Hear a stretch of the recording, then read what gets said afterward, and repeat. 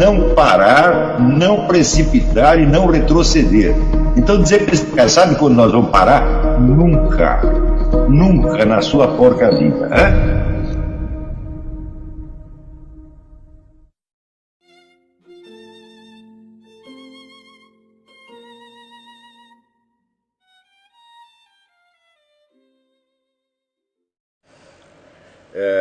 A primeira diz respeito ainda ao texto que nós estamos usando, que estávamos usando e que vamos voltar a usar, que é o do Dardo Scavino, Filosofia Atual. O método que ele segue ali é o que se chama história interna das ideias. A história interna é, vamos dizer, é a descrição cronológica, né, da evolução de um debate filosófico. Debate que pode ser ou real ou ideal. Quer dizer que ali não se está pressupondo que houve um contato direto de um filósofo com o outro, quer dizer que um está respondendo diretamente ao outro. Basta haver uma convergência de assuntos, seja uma convergência, ou a convergência ou uma divergência, então se traça, vamos dizer, como se fosse uma dialética ideal. Para o estudo de um filósofo em particular, se você está interessado em conhecer a obra de um filósofo em particular, você vai ter que usar este método em primeiro lugar. Quer dizer, esta é a primeira coisa a fazer, mas não é a primeira, mas não é a única. Isso aqui é importantíssimo as pessoas entenderem, senão nunca chegarão, vamos dizer, ao nível de compreensão requerido para vamos dizer, uma participação frutífera no debate intelectual superior. Então, a primeira providência é você conhecer o sistema do indivíduo, quer dizer, o conjunto das ideias dele, tal como se articulam logicamente. É isso que faz, por exemplo, o Marcel Guerroux no livro Descartes e Segunda Ordem das Razões. O que ele está interessado é em captar a unidade interna do pensamento de Descartes, partindo do princípio, partindo da hipótese de que, se o sujeito é um filósofo, ele está buscando alguma coerência, alguma unidade nas suas ideias, e que você deve compreendê-lo do ponto de vista dessa coerência, do ponto de vista dessa unidade, e não como se fosse um conjunto de ideias soltas. Isso quer dizer que, mesmo que os escritos do indivíduo não estejam muito organizados de modo a favorecer a percepção dessa unidade, é ela que você deve buscar sempre. Então, esta é a primeira providência. Para isso, é claro que você vai ter que ler todos os escritos publicados do indivíduo e, de preferência, algum material inédito que ele tenha deixado e que tenha sido publicado póstumamente. Inclusive, escritos que não pareçam ter muita importância. Uma vez na sua vida você vai ter que fazer isso pelo menos com um filósofo. Quer dizer, você vai ter que ler tudo que o sujeito escreveu, da primeira à última linha. Tudo que existe publicado dele, da primeira à última linha. Isso só para você ter, vamos dizer, a ideia, a concepção interna do pensamento dele. Feito isto, que já vai dar um trabalho miserável, restam várias perguntas. A primeira pergunta é a seguinte: com quem ou contra quem ele estava dialogando? Então existe um contexto imediato. Então você já vai sair do estudo interno da filosofia do indivíduo e passar para um estudo de história das ideias ou história da filosofia. Ou seja, há uma atmosfera imediata que rodeia o filósofo e a qual ele está respondendo. Por exemplo, no caso de Aristóteles, você vê que existe manifestamente um diálogo ou um debate com Platão. Até hoje é difícil compreender o sentido deste debate. Quer dizer, não se sabe, é difícil você medir o coeficiente de concordância ou discordância que existe entre Platão e Aristóteles. Há alguns estudiosos que apostam numa ruptura completa, outros que dizem que há uma harmonia no fundo, ou seja, esse debate prossegue há 2000 anos. Nós não temos a solução da pergunta, mas se você não compreende este problema, então você realmente não está compreendendo Aristóteles. Você não sabe qual é o problema que está em jogo, tá certo? Muito bem, mas além do ambiente imediato, existe um ambiente mediato, um ambiente mais remoto, que é o ambiente social e cultural, tá certo? Do qual o filósofo vai recolher a sua linguagem, os exemplos que ele cita, e uma série de outros elementos que formam a mentalidade dele de modo, por assim dizer, passivo. Quer dizer, é aquilo que do ambiente cultural e social em torno se impregna na mente dele, sem que necessariamente ele tenha que proceder a um exame crítico de cada uma dessas coisas. Todos nós, por mais críticos ou marginais ou mavericks que nos suponhamos, todos nós somos impregnados de elementos, vamos dizer, da linguagem, do simbolismo, dos valores, dos hábitos, etc, etc. Tudo isso se incorpora em nós e se torna, de certo modo, um componente da nossa pessoa, embora não tenha sido um componente escolhido por nós e nem selecionado por nós. Isto é importante justamente para que você consiga articular o pensamento daquele filósofo com esse meio, distinguindo as duas coisas.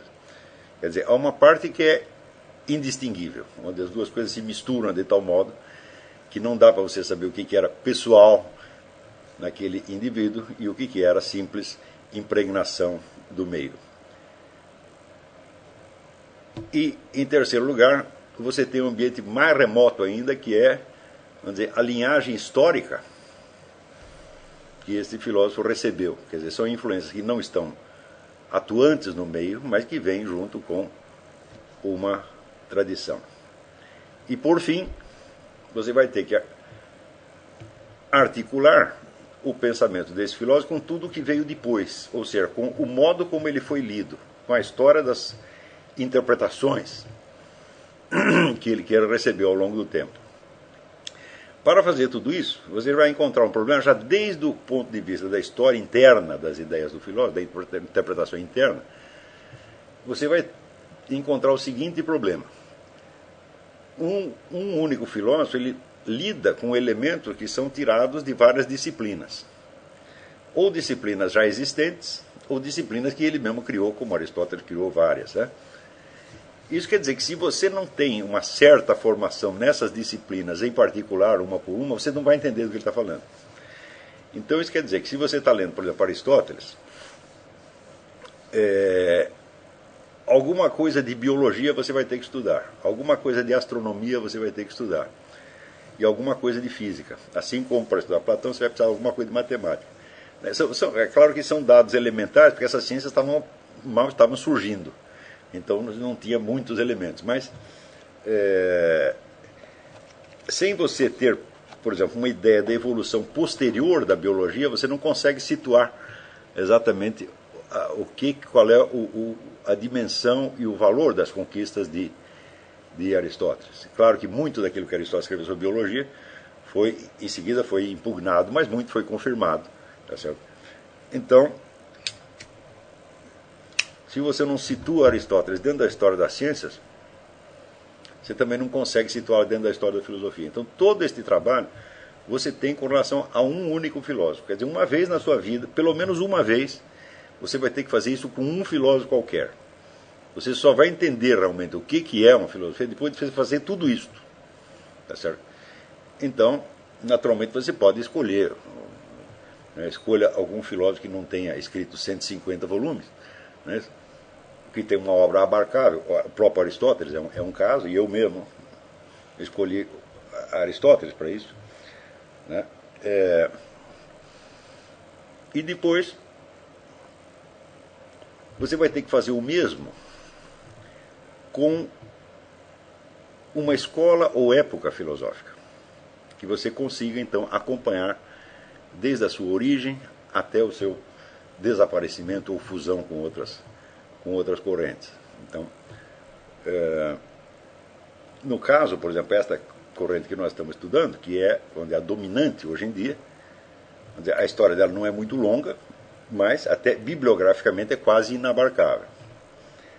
E é evidente que você não vai conseguir estudar, você não vai conseguir captar, vamos dizer, a unidade de pensamento que perpassa a evolução de toda esta escola, começando ali com Saussure, Wittgenstein, Heidegger, Derrida, Lacan, etc. Eu vou rebotando com Nietzsche, sem você ter alguma ideia das disciplinas especializadas que serviram de base, de padrão para o pensamento de todas as pessoas, nomeadamente a linguística e a lógica matemática. Então, um pouco disso você vai ter que estudar. Tá certo? Às vezes você não pode, não há tempo para que você adquira uma formação especializada nessas coisas. Então, você deve ter bons amigos aos quais você possa recorrer, tá certo? Para que te ensinem, te expliquem pelo menos aqueles pontos necessários para a compreensão das obras daqueles filósofos em particular, né? Às vezes, algumas dessas disciplinas são muito estéreis. Quer dizer, você estuda e não chega a coisa nenhuma, né? Mas, ainda assim, elas são necessárias para você compreender o processo histórico real, né, da coisa. Então, repetindo, para você compreender um filósofo, então, primeiro, ler os textos dele de modo que você possa captar a unidade do pensamento dele desde dois pontos de vista. Eu esqueci de dizer isso. Você tem que compreender essa unidade desde dois pontos de vista. Primeiro ponto de vista lógico e segundo ponto de vista cronológico. Ou seja, você tem que compreender a articulação no sentido estrutural, no sentido lógico, quer dizer, qual é o padrão de unidade do pensamento dele. Ainda que esse padrão de unidade às vezes seja problemático, como por exemplo no caso de Nietzsche, né? É muito difícil você coerir os vários elementos do pensamento de Nietzsche, mas é justamente esse esforço de coerenciação que vai levar você a perceber os vários elementos díspares, heterogêneos e conflitivos que compõem essa filosofia. E na hora que você captou esse conflito, falou, é que você começou a compreender Nietzsche. Eu já dei o exemplo do Eugen Fink, o assistente de Husserl, que fez o melhor que ele podia para encontrar o que era o sistema de pensamento de Nietzsche, e encontrou 5 incompatíveis entre si. Falou, bom, se tem 5, então você tem a articulação de um imenso problema filosófico, né? Não de uma solução, mas de um problema. E este problema é justamente a filosofia de Nietzsche, né? Então, primeiro, a compreensão interna da filosofia, né? Usando um método parecido com esse do Marcel Guerroux, né? Não precisa chegar àquele requinte, porque o Guerroux ele praticamente compara cada linha do Descartes com todas as outras linhas. Então, chega a uma coisa muito bem integrada e você capta realmente a unidade do pensamento de Descartes, né? Muito bem, se você captou essa unidade, depois você tem que captar a mesma unidade de um outro ponto de vista, que é o ponto de vista cronológico, ou seja, como se formaram essas ideias.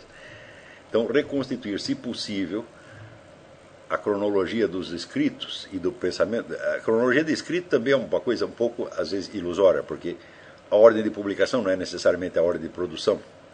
No caso de Platão e Aristóteles, até hoje se discute qual foi a ordem com que aquelas coisas foram escritas. Se bem que na época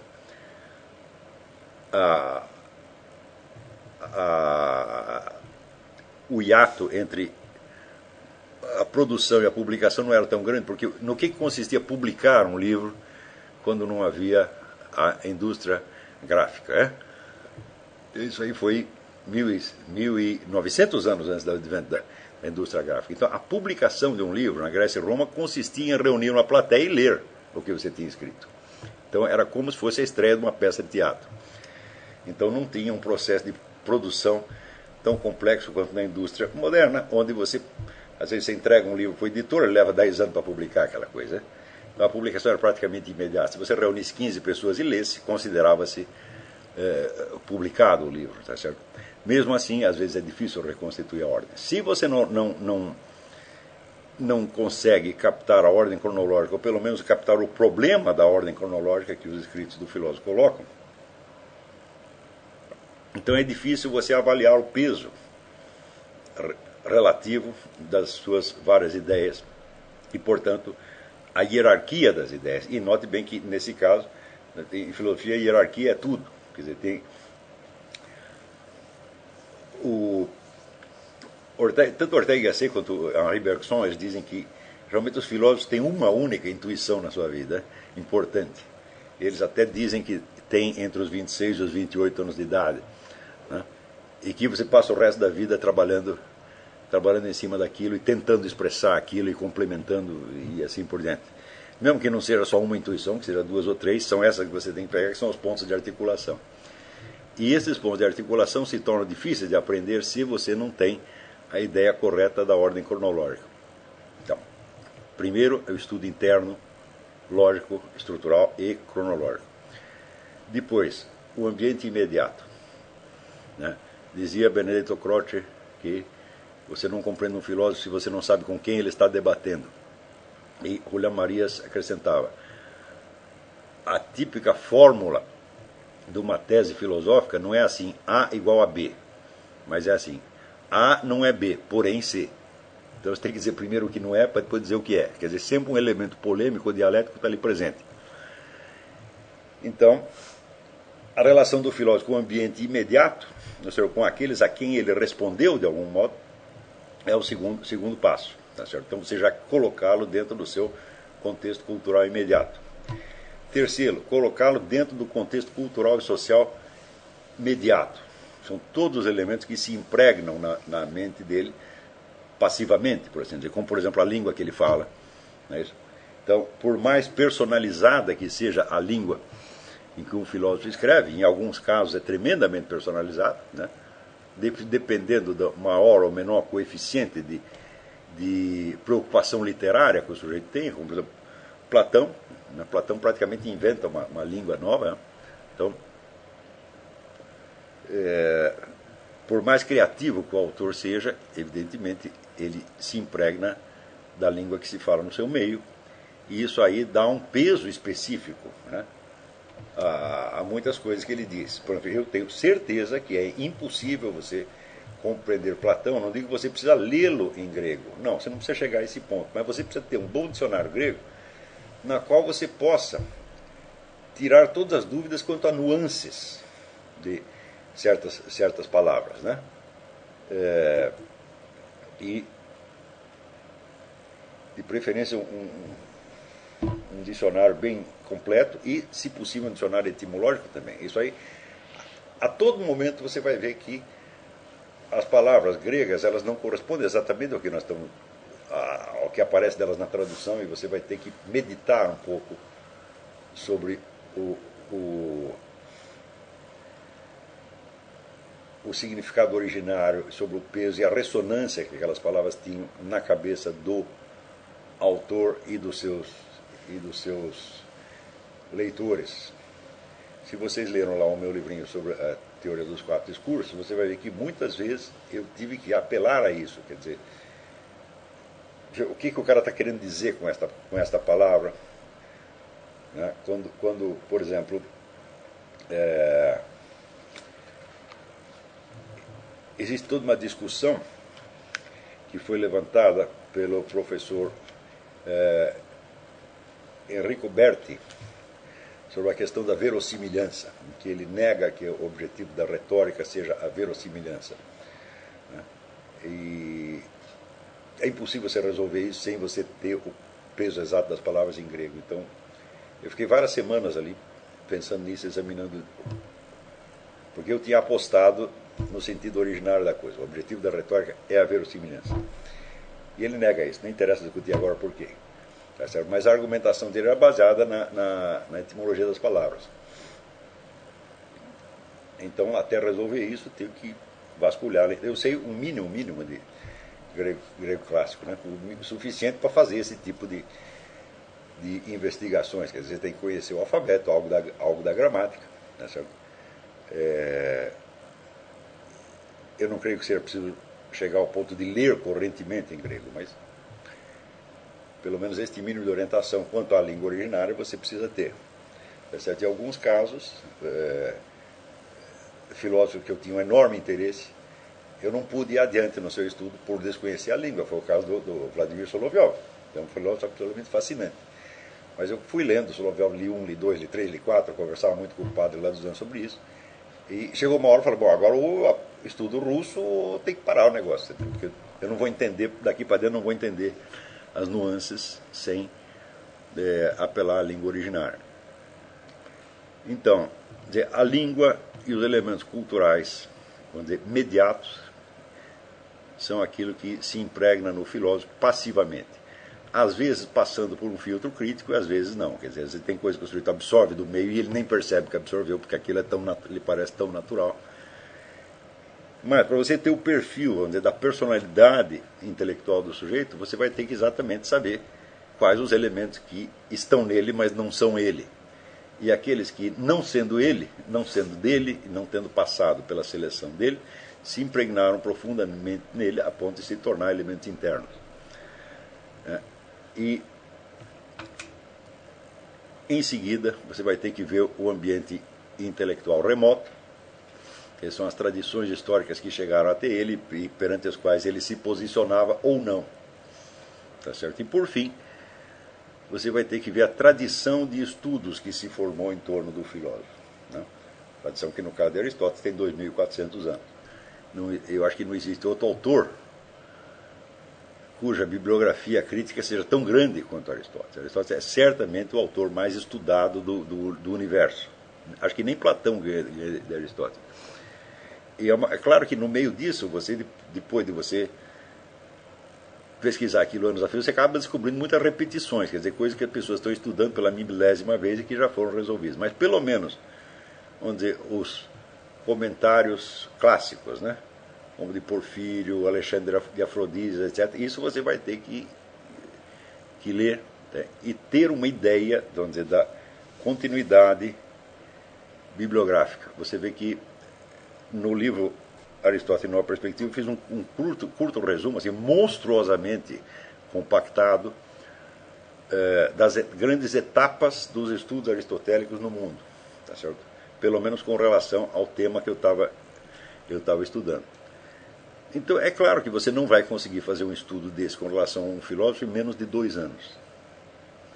Então, eu não considero que este estudo que eu estou descrevendo faça parte integrante deste curso, mas é algo que eu espero que vocês façam por sua conta, ou no decorrer do curso, ou depois. Mas um dia vão ter que fazer, quer dizer, convençam-se disso. Né? Enquanto você não fizer isso, você não vai ter segurança do que você está falando. Né? Se nós queremos opinar com base nos fatos, tá certo? E não apenas na base do achismo, do impressionismo, então nós pelo menos temos que saber como se faz para investigar os fatos. É claro que depois que você fez isso com um filósofo, fazer com o segundo é muito mais rápido. Tá certo? Você desenvolve uma espécie de capacidade divinatória, onde você mais ou menos já sabe o que as pessoas vão dizer a respeito daquele filósofo, e em geral acabam dizendo exatamente o que você esperava. Né? Então, com relação à história das ideias, vamos supor que nós fôssemos pegar esta sequência que está sendo descrita pelo Dardo Scavino em termos de história interna das ideias, e nós fôssemos completá-la para saber qual é realmente a substância histórico-cultural do que está sendo debatido, nós precisaríamos de pelo menos 1 ano. Não é isso? Quer dizer, você precisaria acompanhar, fazer todo este trabalho de modo resumido e compactado. Todo esse trabalho que eu descrevi com relação a um filósofo, você precisaria fazer com relação a cada um deles. É claro que, como muitos pertencem ao mesmo ambiente, então o que você estudou com relação a um serviria com relação a outro. Então, por exemplo, não tem jeito de você compreender algo do Wittgenstein sem você se reportar à história de Viena, né, que é o ambiente onde ele se formou. Tá certo?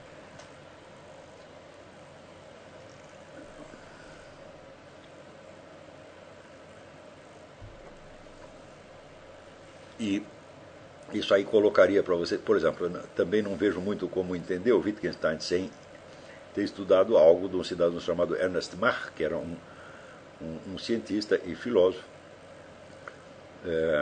católico, né, que exerceu uma grande influência sobre Wittgenstein no começo da vida. Né, certo? De certo modo, de tal modo que algumas das ideias do Wittgenstein são apenas ênfases exageradas que ele colocou em teses do Ernst Mach. Quer dizer, Ernst Mach acreditava que a física é uma descrição de aparências, né, e não de substâncias. Né? E, inclusive é curioso porque uma das polêmicas que essa tese do Mach provocou aparece no livro de Lenin, Materialismo e Empirocriticismo, né? E o Lenin se mete então a crítica do Ernst Mach e mete os pés pelas mãos, assim, que é uma coisa gloriosa, assim, é de uma inépcia filosófica assim, fulgurante. Né? Então, porém, mais tarde, monstruosamente exagerada, essa mesma tese aparecerá no Wittgenstein, né? Se você não sabe que aquilo teve uma origem, então você não conhece a tese originária e não vê qual a diferença de modulação e de acentuação que o Wittgenstein colocou nela, você não está entendendo do que ele está falando. Então, tudo isto você tem que fazer com relação a um filósofo. Na verdade, você tem que fazer com relação a todos. Só que um você vai ter que fazer por extenso, os outros você vai ter que fazer abreviadamente, né? Por exemplo, com relação à história de uma corrente ou de uma escola, eu tive a sorte de, quando era muito jovem, eu me interessar pela filosofia espanhola, porque eu li o José Ortega y Gasset, um dos primeiros autores que eu li, que é um autor muito fácil de ler. Ortega y Gasset, provavelmente o melhor prosador espanhol de todos os tempos. Embora a filosofia dele seja meio confusa, os escritos são muito claros, né? Então aquilo me despertou a atenção e eu fui pegando outro filósofo espanhol, e outro, e outro, e outro, e outro, e outro. E daí, no fim, peguei lá um livro do Julián María, que se chamava A Escola de Madrid, onde tinha mais ou menos a reconstituição cronológica do negócio. E, assim, em questão de 2 anos, eu tinha uma visão mais ou menos completa do que tinha se passado na filosofia espanhola, que era, onde a filosofia muito limitada, o movimento filosófico espanhol era pequeno. E justamente por ser pequeno, servia de modelo microscópico para outros estudos do mesmo gênero. Então era uma coisa que se podia apreender numa visão total, digamos, no período de 2 anos, você dedicando 2 anos ao estudo da filosofia espanhola, você sabia o que tinha se passado ali. E, mais ainda, os elementos do ambiente imediato, elementos biográficos, de convivência de um com o outro, quem encontrou quem conversou com quem leu o quê, né? Já estava tudo isso mais ou menos mastigado, né, pelo Julián Marías, pelo José Ferrater Mora e outras pessoas que deixaram depoimentos a esse respeito. Então é claro que ali no caso da filosofia espanhola, a reconstituição dessa história era muito mais fácil do que no caso desta outra corrente que nós estamos discutindo aqui, que é de ordem mundial, envolve filósofos de várias origens, alguns dos quais nunca se encontraram, e às vezes um não leu o outro, mas está falando da mesma coisa, tá certo? Então, pelo menos um trabalho de estudo aprofundado de um filósofo e um trabalho de história das ideias, um dia vocês vão ter que fazer. Não necessariamente por escrito, vai ter que fazer para seu uso próprio. Isso faz parte integrante da sua formação. Enquanto vocês não obtiverem um conhecimento suficiente dessas duas coisas, quer dizer, a obra de um e o desenvolvimento de uma certa corrente na história, vocês não terão firmeza para se posicionar em nenhuma questão filosófica. É impossível, né? Sendo que, em muitos casos, quando você pega algum gigante da filosofia que mexe com 10, 20 disciplinas, você vai ter que adquirir alguma formação em cada uma dessas disciplinas, por mais improvisada que seja. Não há nenhuma faculdade de filosofia no mundo que forneça todos os conhecimentos necessários para você compreender a obra de um único filósofo. Isso é importante você ter em vista, né? Por exemplo, pessoas dizem, nós estamos aqui estudando Aristóteles. Eu digo, bom, então você tem um curso de astronomia, né? Você tem um curso de botânica, você tem um curso de zoologia. Não, então você não está estudando Aristóteles, você está estudando um pedaço de Aristóteles, porque a obra de Aristóteles é 80% constituída desses livros. Então, algum subsídio dessas disciplinas você vai ter que puxar, né? Se eu fosse montar uma faculdade de filosofia com um corpo de professores, né, eu ia fazer exatamente isso. Quer dizer, depois dessa formação geral, que é como eu estou dando aqui para vocês, que é mais uma questão de passar para vocês um estilo intelectual, né? Quase uma maneira de ser. Depois que você impregnou isso, daí passar, vamos dizer, para a formação especializada. E na formação especializada, o que você está estudando do filósofo tem que ser reforçado pelo conhecimento de todas as matérias com as quais ele lidou. Tá certo? Então, digamos, haveria um curso de 5 anos só de Aristóteles, por exemplo, né? E não é de 5 anos para Aristóteles, não é demais. Acompanhado de todos os elementos de ciência e história da ciência necessários para você situá-lo. Isso seria uma verdadeira maravilha se fosse possível fazer. Isso é tão bonito que jamais se fez. Né? Talvez a gente faça algum dia, quando terminar o nosso seminário, a gente inventa um outro curso, fala, bom, agora que é 5 anos de Aristóteles, com todos os elementos, etc, etc. Aí isso vai ser, vamos dizer, a apoteose do ensino da filosofia. Então,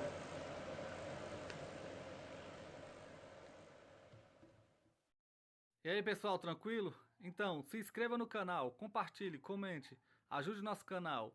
Os links estão na descrição do vídeo. Você pode participar pelo Apoia-se, pela vaquinha. Qualquer forma de ajuda será muito bem-vinda. Pode curtir, comentar e compartilhar também para ajudar nosso canal. Quem quiser seguir a gente nas redes sociais, estão todas aí na descrição do vídeo. Muito obrigado, sempre com Deus, pátria, família e liberdade. Tamo junto, forte abraço.